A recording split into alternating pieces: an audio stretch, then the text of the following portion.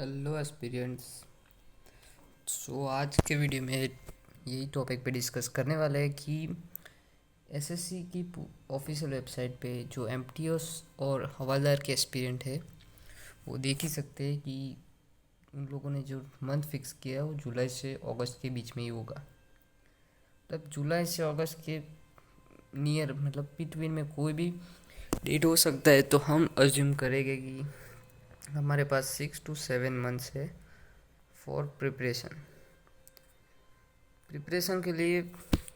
इतना टाइम तो काफ़ी है। अभी ओवरव्यू देख लेते हैं कि स्ट्रेटजी कैसे फॉलो करेगी और टॉपिक किस क्या क्या होंगे आज के वीडियो में। फर्स्ट ऑफ ऑल हम देखेंगे टाइम लाइन, मतलब कि हमारे पास कितना टाइम है प्रिपरेशन के लिए और कितने हम सीरीज़ या पार्ट्स में डिवाइड कर सकते हैं। दूसरा टॉपिक है कि कितने सब्जेक्ट हो गए। वैसे तो 4 सब्जेक्ट ही है, सबको मालूम है, पर 4 नहीं है। कैसे? कि वो 4 सब्जेक्ट में भी ऑलरेडी और दूसरे सब्जेक्ट हैं, मतलब कि उसमें भी सब पार्ट्स हैं। वो डिटेल में आज देखने वाले हैं और उसको हम देखेंगे कि डिटेल टॉपिक्स कैसे कवर किए जाए। और स्कोरिंग सब्जेक्ट्स, जैसे मैंने पहले वीडियो में बताया था, आपने देखा होगा कि स्कोरिंग सब्जेक्ट्स कौन से हैं, वो सेशन 2 वाले एग्ज़ाम के पेपर में। अभी ये सब होगा, फोर्थ टॉपिक होगा। जो फोर्थ टॉपिक वो पूरे मंथ का हम जो पार्ट्स में डिवाइड करेगा वो हम देखेंगे कि वो पार्ट कौन से है और कैसे फॉलो करेंगे। मंथ्स देखने के बाद भी हम देखेंगे पूरे वीडियो के एंड में सीक्रेट, जो कह सकते हैं कि सीक्रेट फॉर्मूला जिससे यही क्रैक हो सकता है। अभी मान के चलना है कि 4 मंथ्स ही बचे, भले 6 to 7 मंथ्स का टाइम हमने देख लिया, पर 4 मंथ्स ही बचे ऐसा समझ लिए तो अच्छा है। क्योंकि काफ़ी हमारी ऑडियंस शायद मार्च में आएगी या अप्रैल में आएगी, कोई कोई तो जून वाले भी हो गए। तो हमें वो सब नहीं देखना। अभी सिर्फ समझ लो कि कोई ने स्टार्ट तो कर ही दिया होगा अब से, पर मेन प्रिपरेशन वो करेगा मार्च या अप्रैल से। तो हम 4 मंथ्स अज्यूम करके चलते हो। और अगर जो हमारे साथ अभी से जुड़ जाएगा जनवरी फरवरी से, कहाँ हमारा क्या, जब हम इसी मंथ जनवरी फरवरी से स्टार्ट हो जाएंगे, तो आपके लिए पॉजिटिव न्यूज़ है कि हमारे लिए 4 मंथ्स मतलब जनवरी टू अप्रैल हमारा कोर्स समझ लो कि हमें ये समझना है कि मई में हमारी एग्ज़ाम है। जो जनवरी से हमारे साथ जुड़ा हो या फरवरी से, तो जो लोग हमारे ये 2 मंथ से जुड़े हुए, वो लोग इजीली समझ सकते हैं कि हमारा एग्ज़ाम मई में है। ये मान के चलेगी कि मई में एग्ज़ाम है, तभी जाके हम इधर क्वालिफाई हो सकते हैं। और जो लोग अभी मार्च या अप्रैल में आने वाले, वो खुद को कम मत समझना, क्योंकि आप भी चाहो तो कर सकते हो अगस्त वाले एग्ज़ाम में एमटीएस में। अभी 2 ऑडियंस तो हमने टारगेट कर ली, एक जन टू फरवरी वाली या मार्च या अप्रैल वाली। हम अब जन टू फरवरी वाली ऑडियंस के लिए हम टाइम टेबल बनाने वाले। तो जनवरी टू फरवरी में जो ऑडियंस हमारे साथ जुड़ गई है, आज समझ लो डेट है 4 अक्टूबर, 4 दिसंबर, सॉरी 4 दिसंबर, 4 दिसंबर है आज की डेट।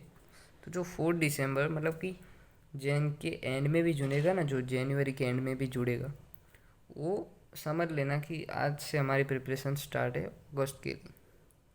तो हम देखेंगे कि हमारा पॉजिटिव साइड क्या है। जब जनवरी स्किप कर दें, जो करेगा उसके लिए भी, नहीं करेगा वो भी।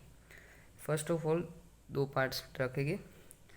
जनवरी टू फरवरी जो सेशन होगा हमारा, जो अभी से जुड़े हैं हमारे साथ, वो लोग कुछ भी नहीं करना, सिर्फ डेली के हो सके तो 2 आवर्स दे सको मैक्सिमम। मिनिमम मैक्सिमम तो अब जो फ्री होगा उसके हिसाब से 10 घंटे 18 घंटे भी कुछ भी हो सकता है, वो उसके अकॉर्डिंग। पर 2 आवर मिनिमम तो ट्राई करो कि इतना तो हम दे ही सके 2 मंथ। भाई 2 आवर्स में क्या क्या करेंगे वो भी हम देखते।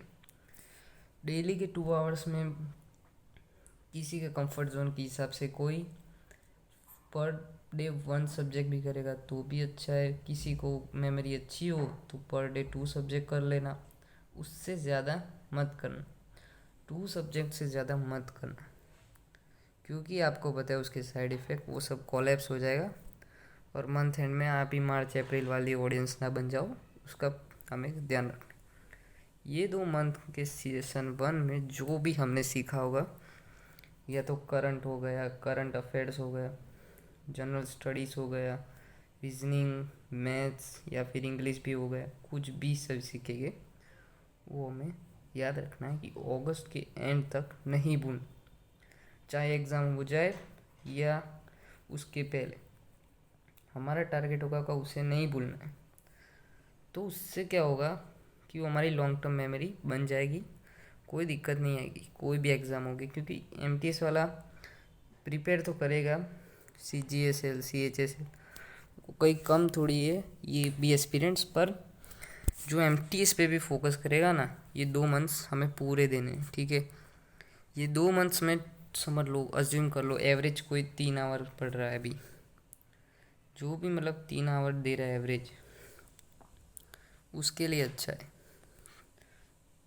3 आवर में क्या होगा कि पर डे के हिसाब से अभी एवरेज भी निकाल लेना कि 3 आवर दे रहे हैं हम पढ़ाई में, तो मंथ एंड में जाके अच्छी खासी हमारी रिवीजन निकल जाएगी।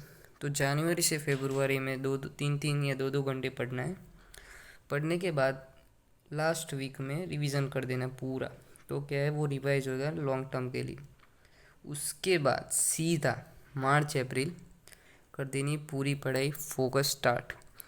जो ऑडियंस नंबर 1 थी ना, जो मैंने बताया आज अभी से जुड़ गई वो, और जो ऑडियंस नंबर 2 जो होगी, जो मार्च या अप्रैल में जुड़ने वाली हमारे साथ, वो दोनों के लिए फ़ायदा है कि दोनों जो अभी मार्च अप्रैल में जुड़ेंगे उनके लिए कोई चांस नहीं, स्कोप नहीं, वो तो अभी से स्टार्ट कर ही दो मार्च अप्रैल में, और जो हमारे साथ जनवरी फरवरी वो भी स्टार्ट कर दे बिना किसी देरी के, क्योंकि हमारी दोनों ऑडियंस का टारगेट होगा कि मार्च अप्रैल तक तो पूरा सिलेबस हम फिनिश कर दे, क्योंकि मई जून में सिर्फ हम लोग मॉक टेस्ट देंगे।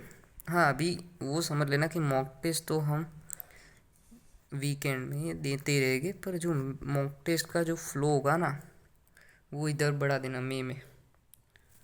वो कर लिए तो समझ लो एमटीएस क्या कुछ भी हो सकता है, CHSL हो गए ना, वो भी निकाल लोगे। और आया अभी जून, तो PYQs करेंगे जून के लिए, सिर्फ PYQ, क्योंकि समझ लो जुलाई अगस्त में हो गई ना एग्ज़ाम हमारी कंडक्ट, तो PYQ is very helpful to every experience, क्योंकि आपको पता ही है कि वो कॉन्फिडेंस भी हमारा इंक्रीज़ करेगी। सो बहुत सारे पॉजिटिव इफ़ेक्ट है अगर हमने पूरा शेड्यूल फॉलो कर लिया। तो मैं आपको सीधा शेड्यूल समझा देता हूँ फिर से। हमारी 2 ऑडियंस होगी, ऑडियंस 1 जो कि अभी से जुड़ गई, ऑडियंस 2 जो बाद में जुड़ेगी, मार्च अप्रैल में होगी, फ्यूचर ऑडियंस होगी हमारी। ऑडियंस 1 अभी से स्टार्ट कर दो, और ऑडियंस 2 है वो मार्च अप्रैल में भले ही लेट हो पर तब भी स्टार्ट कर देना। और जो ये 1 है वो भी कंपलसरी तैयारी 10 गुनी कर देना इस 2 मंथ में, ताकि इधर हम क्या करेंगे मॉक टेस्ट, इधर सिर्फ मॉक टेस्ट देते रहेगा, इधर PYQ उसका पहाड़ चलाएंगे। क्योंकि ये सब करना तो इम्पोर्टेंट है, कोई भी एग्ज़ाम ले लो आप, तो उसका क्या फ़ायदा रहेगा कि ये हमारे जो 2 मंथ्स हैं ना, अभी आ जाओ समझ लो कि अभी जुलाई आ ही गया जुलाई, क्योंकि मई जून में PYQs दे दिए हमारे चैनल पे से देख के, या किसी से भी गाइडेंस लेके, फिर मॉक टेस्ट कर लिए, सब कुछ कॉन्फिडेंस होगा। जिसका कॉन्फिडेंस नहीं भी बढ़ेगा ना, ऑटोमेटिकली जुलाई में सब कुछ सेट हो जाने वाला है। और अगर हो गया तो समझ लो कि ये मंथ में भी ना हो और हमारा नस लक हो तो फिर अगस्त में हुआ तो सबसे अच्छी बात। जुलाई हमारे पास एक्स्ट्रा मंथ है पूरा रिवाइज करने, अगर रिवाइज हो गया तो कोई दिक्कत की बात है नहीं, क्योंकि जो भी होगा वो सब इसी मंथ में डिसाइड होगा। उसके बाद समझ लो अगस्त आ गया, हम जो भी हमने सीखा है ना वो सारा का सारा भी इधर ले गए जो हमारा कह सकते हैं कॉन्फिडेंस टेस्ट या कुछ भी, तो हमें इधर पता चलेगा कि हमने कितने एलिजिबल है अपने एमटीएस या हवालदार के लिए। तो जैसा मैंने पूरे वीडियो में कहा कि ये सिर्फ स्ट्रेटजी प्लानर है, उस हिसाब से अगर चले तो हमने कैलेंडर तो देख ही लिया। तो ये कैलेंडर था 2024, अभी नया इस साल स्टार्ट हुआ है। तो साल की स्टार्टिंग में ही अगर समझ जाओ और मान जाओ तैयारी के लिए तो बहुत ही अच्छी बात है। बाकी तो आप देख ही सकते हो कि एमटीएस निकालना क्यों मुश्किल बन रहा है, एक्सपीरियंस बढ़ भी क्यों रहे, क्योंकि वही जो लोग जून जुलाई में आ रहे वो लोग नहीं कर पा रहे। और अगर देखी जाए बात, तो अगर ये कैलेंडर पूरा फॉलो हो गया सिंसियरली तो आपका एमटीएस निकालने से कोई नहीं रोक सकता। और आपने देख लिया पूरा कैलेंडर अच्छे से, तो अभी हम आगे बढ़ रहे हैं हमारे न्यू चैप्टर की तरफ। Point number 2, let's see. सब कुछ हो गया पूरा कैलेंडर। अगर एसएससी अपना कैलेंडर निकाल रहा है ना एग्ज़ाम का, तो उस वक्त एसएससी का कैलेंडर देख के आपका भी कैलेंडर निकल जाना चाहिए पूरे साल भर के लिए, और प्रिपरेशन अभी से स्टार्ट कर देनी चाहिए।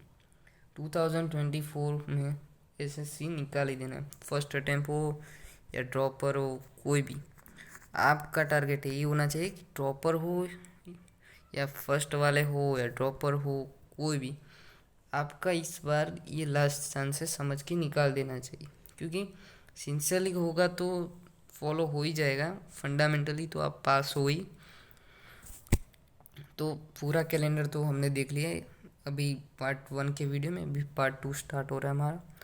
पार्ट 2 में हम फोकस करेंगे सिलेबस पे, क्योंकि मेरे पहले वीडियो में आपने देखा ही होगा तो आपको पता होगा कि फर्स्ट वीडियो में हमने सबसे ज़्यादा से ज़्यादा फोकस किया था कि अगर पहले आपने कैलेंडर मतलब कि आपका टाइम मैनेज करना सीख लिया, आपने फॉलो कर लिया टाइम टेबल, तो उसके बाद आपको अपना know your syllabus, it's very important guys, necessary. अगर आप एस्पिरेंट हो ना तो आपको तो पता ही होना चाहिए कि सिलेबस कितना इम्पोर्टेंट है।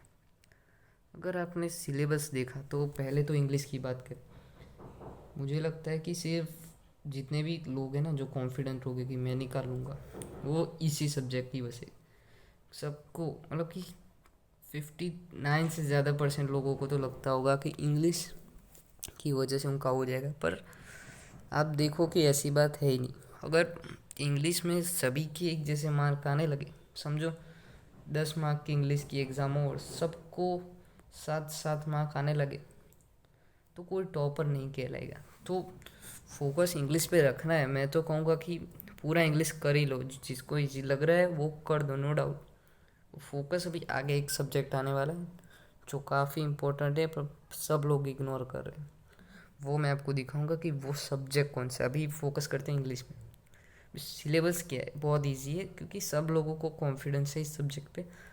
तो देख लेते स्पॉट एरर, एरर ढूंढनी है, fill in the blanks. Blanks में मतलब आइडम्स हो गए, फ्रेज हो गए, कुछ भी हो गया, वो आप रिवीजन करोगे तो आपको पता चल जाएगा।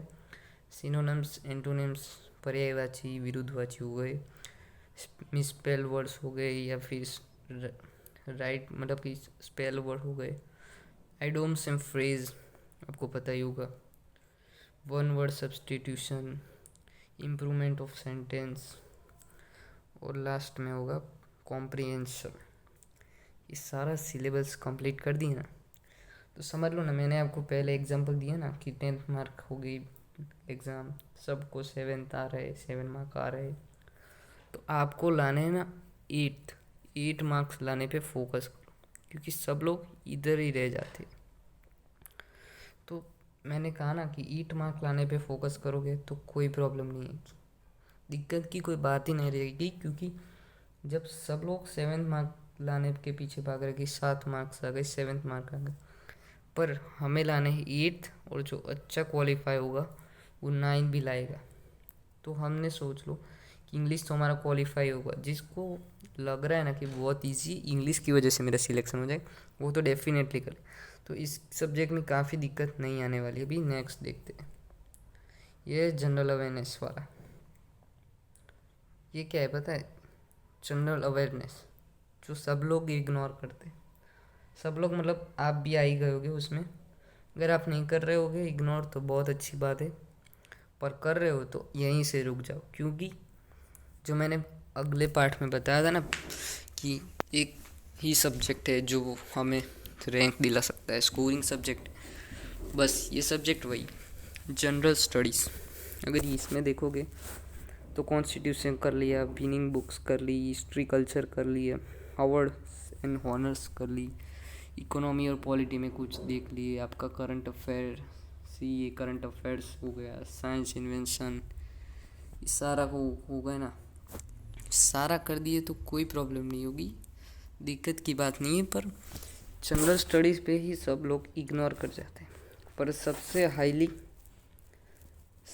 हाईली एंड स्कोरिंग सब्जेक्ट होगा ना तो वही है हमारा जीएस हो गया या जीके हो गया, क्योंकि गवर्नमेंट आपको यही बताना चाहेगी कि अगर आप एमटीएस की पोस्ट के लिए एलिजिबल बनना चाहते तो आपको अवेयरनेस तो होनी चाहिए यार, कि इंडिया में क्या चल रहा है, कुछ वर्ल्ड का आ गया, कुछ भी मतलब क्या चल रहा है आपको अवेयर होना चाहिए। इसलिए ये सब्जेक्ट तो बेसिक की बात है कि फोकस इसी पे रहेगा। तो मैं यही सब्जेक्ट की बात कर रहा था इसके आगे के पार्ट में कि ये हाईली फोकस्ड रहेगा।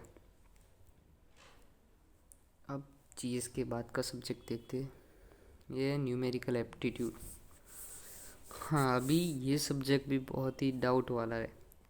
किसके लिए बताए, देखते जो देख लो कि जो बहुत ज़्यादा कॉन्फिडेंट है, मैथमेटिशियन एक बात तरफ से, या फिर वो जो बहुत ही डरता है। हमने सब ने देखा है कि हमारे देश में दो तरह के मैथ्स के स्टूडेंट है, जो हाईली कॉन्फिडेंट है अपने मैथ्स की वजह से, जिसको सिर्फ मैथ्स आता है, और एक वो होता है जिसको इंग्लिश आता है पर मैथ्स नहीं आता है। तो ये दोनों स्टूडेंट इसी जगह पे आके रुक जाते हैं।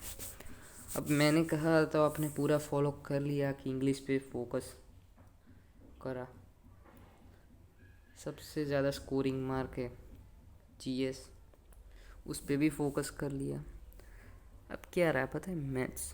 अगर मैथ्स में आपने फोकस कर दिया, जो कॉन्फिडेंट नहीं है मैथ्स में वो कॉन्फिडेंस ला दिया, और आपको पता है कि आपको लालच मिलेगा इधर कि नेगेटिव मार्किंग नहीं है और इसमें लाने भी कम मार्क्स है।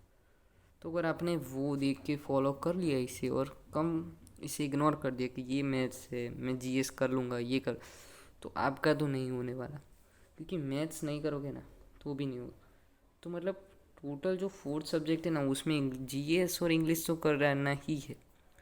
पर अगर जो कट ऑफ वाले नहीं आते कि जब सिलेक्शन में रैंक देखनी आई तो कट ऑफ है, अज्यूम कर रहे कि 2 मार्क के कट ऑफ है 2.07, और जो सिर्फ कॉन्फिडेंस में गया होगा ना इंग्लिश जीएस या मैथ्स करके, उसका आएगा 2.06, 0.01 पॉइंट के लिए उसका सिलेक्शन नहीं हुआ। अगर आपको भी ऐसा करवाना है कि पूरी प्रिपरेशन करके गए, कट ऑफ में एलिजिबल है, पर 0.1 की वजह से रह गए ना, पूरी ज़िंदगी आप रिग्रेट मारने वाले।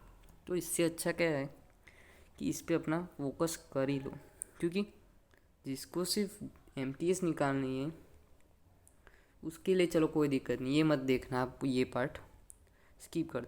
पर जिसको एमटीएस निकालने के बाद भी है कि मैं गवर्नमेंट ऑफिसर हूँ, एलिजिबल रहूँगा कोई भी एग्ज़ाम के लिए, तो CHSL हो गई, CGL हो गई, सारे में भी मैथ्स तो चाहिए ही चाहिए, और स्कोरिंग सब्जेक्ट। तो मैं तो कहूँगा आप फोकस करो, लालच में मत रहो कि नेगेटिव नहीं। तो और अभी बात करें हम सिलेबस की, तो नंबर सिस्टम, और ये क्या है पता है आपको, ये कुछ नहीं है, सिर्फ हमारी एनसीईआरटी है, 9th ले लो, 10th ले लो, और ये बेसिक लेवल है। आपको पता ही है, मैंने पहले वीडियो में कहा था ना कि ये 10th बेस एग्ज़ाम है बेसिकली, तो very easy exam, and it has a very lower level of examination and marks and subject. तो आप सारा इंक्लूड कर लोगे फिर भी आपको कंपैरेटिवली इजी एग्ज़ाम लगेगा। अगर आपको भरोसा नहीं हो रहा है तो जाओ PYQs देख लो, आपको पता चलेगा कि ये तो प्रिपरेशन के बिना भी निकल जाएगा। तो फिर प्रिपरेशन करेंगे तो क्या होगा, मतलब अभी ये देख लिया मैथ्स का जो 9th 10th बेस ये आपने किया ही होगा पास्ट में। तो अभी आएगा ये न्यू सब्जेक्ट। ये देख लो, ये सब्जेक्ट कोई कॉलेज में या कोई डिग्री में नहीं पढ़ाएगी, ठीक है। ये करना रहता है खुद से। अगर आप में क्रिएटिवनेस, क्रिटिकल थिंकिंग है तो आपके लिए यही सब्जेक्ट है। अगर आपको दिक्कत आ रही तो कोई नहीं, इस पर थोड़ा फोकस कम करना। पर आपको CGSL CHL मैंने कहा था पहले के टाइम में और वीडियो में भी कि निकालनी है, तो फोकस इसमें भी रखो यार, क्योंकि 4th ही सब्जेक्ट है, उसमें ये सब डिटेल टॉपिक है। ये कि ये CGL CHSL सब में तो आने वाले, तो फिर इसे भी क्यों छोड़ना, समझे। तो इतना इजी है तो आप कर ही लो, और अगर नहीं करना तो इसको स्किप भी कर सकते हो, कर लेना, पर थोड़ा स्किप करोगे तो कोई नहीं होगा। तो ये तो हो गई हमारे सिलेबस की बात। तो आज की वीडियो में हमने 2 पार्ट कंप्लीट किए। पार्ट 1 में हो गया हमारा क्राइटेरिया, और वो तो सब है ही, बट सिलेबस हमने पार्ट 2 में दिया। ये हमने अभी पार्ट 2 ही देखा सिलेबस का। और जो फर्स्ट वन के पार्ट में हमने क्या देखा, पूरी कैलेंडर का ओवरव्यू की टाइम टेबल कैसे बनाना है, हमें एग्ज़ाम के पहले भी कैसे प्रिपेयर रहना कि हम सिलेक्ट हो ही गए। अभी देख लिया कि पार्ट 2 में भी सिलेबस डिस्कस हो गया। 4th सब्जेक्ट में भी काफ़ी सारे डिटेल टॉपिक देख लिए। टाइम टेबल तो पार्ट 1 में हमने कंप्लीट ही कर लिया। लॉन्ग वीडियो भी हो गई काफ़ी, पर हमारा फोकस पार्ट 3 में ज़्यादा रहना चाहिए, और वो है हमारा बुक्स के बारे में डिटेल ज़्यादा कोई करता नहीं, और जो भी करता है उस पे चर्चा वो या तो उसी एकेडमी की होगी। एग्जाम्पल में एक ABC होगी, ABC एकेडमी, वो अपनी ही बुक आपको रिकमेंड कर देगा। मतलब कि ये तो वही सीधा चिपका के अपनी ही प्रोडक्ट आपको बेचेगा, तो वो आपको हेल्पफुल नहीं होगी। पर अभी मैं तो कोई चला नहीं रहा हूँ इंस्टीट्यूट, इसीलिए मतलब ऑफलाइन या कुछ मैं बेच नहीं रहा हूँ प्रोडक्ट आपको, तो मैं आपको रियल प्रोडक्ट है वो आपको सजेस्ट करने वाला हूँ। और जो रियल है वो है NCERT, और किसी की आवश्यकता नहीं आ रहेगी आपको। सिर्फ इस पे फोकस कर लिया, समझ लो कोई भी एग्ज़ाम, इवन UPSC भी क्लेम करता है कि हमारा कोर्स NCERT के बाहर तो आने ही नहीं वाला है। जो तू तो फिर ये तो 10th बेस एग्ज़ाम है, तो इसमें इतनी दिक्कत नहीं है कि बुक्स कौन सी ले, ये इंस्टीट्यूट बेच रहा है वो बेच रहा है, अरे सारे बेचेंगे, हमें NCERT से बाहर कहीं भी नहीं जाना है। अगर NCERT हो जाए तो कर लेना जो भी बुक लेनी हो, पर ऐसा तो हो ही नहीं सकता कि कोई आदमी पूरी कंप्लीट कर दे NCERT। तो वो तो हमने सब देख लिया कि NCERT के आगे कुछ आने नहीं वाला है।